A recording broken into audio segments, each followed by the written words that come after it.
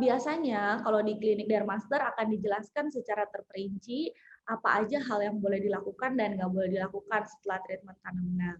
Kalau Apto sendiri karena downtime-nya sangat minimal, sebetulnya nggak ada larangan yang berarti. Biasanya sih kita hanya sarankan untuk mengurangi bengkak, bisa kompres es langsung di rumah. Kemudian yang tidak diperbolehkan adalah ekspresi terlalu berlebihan karena mengingat si benang apto sendiri punya barbs atau duri, jadi kalau kita ekspresi berlebihan takutnya durinya lepas.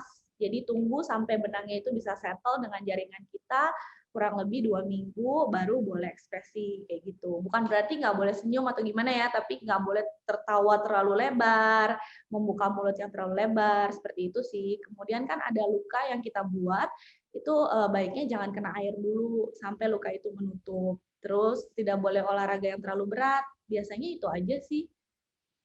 Berarti tidak terlalu banyak ya dokter ya, hal-hal yang Mhm, tidak boleh dilakukan setelah melakukan tanam benang ini. Yang mhm. penting tidak terlalu tertawa terbahak begitu ya dokter ya, Iya, atau betul. melakukan ekspresi yang ekspresif sekali. Iya, benar. Dan dokter, kemudian bila sudah memasuki usia lanjut, misal usia 60 tahun, apakah masih bisa melakukan tanam benang dokter? Seperti yang aku bilang, justru usia aging itu sangat perlu untuk melakukan tarik benang ya. Karena kan pasti struktur kulitnya sudah mulai loosen, jadi sudah mulai jatuh, sudah banyak kulit yang sagging, jadi justru malah diperlukan banget untuk tarik benang gitu. Tapi kita harus pilih lagi benang yang berarti fungsinya tidak hanya untuk merangsang kolagen, justru lebih ke arah menarik kulitnya yang sudah mulai jatuh gitu.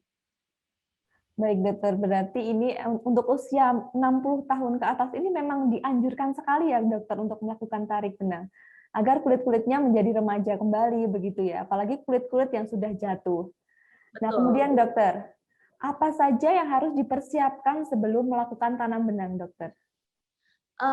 Sebetulnya sih, nggak ada hal-hal spesifik ya, paling kita harus mengetahui ya kita ada alergi atau enggak pada cairan anestesi, kemudian ada penyakit pemberat atau enggak. Biasanya untuk orang-orang yang minum obat-obatan pengencer darah juga disarankan untuk stop dulu 3 hari sebelum treatment, karena kan supaya pada saat treatment perdarahannya juga nggak berlebihan, jadi nggak menimbulkan bengkak yang berlebihan. Itu aja sih biasanya pertimbangannya. Baik dokter. Lalu ada lagi dok, kondisi medis apa saja yang tidak diperbolehkan untuk melakukan tanam benang dok? Yang tadi aku bilang ya, kayak dari sisi medis ya paling itu untuk orang-orang yang Terima kasih sudah nonton.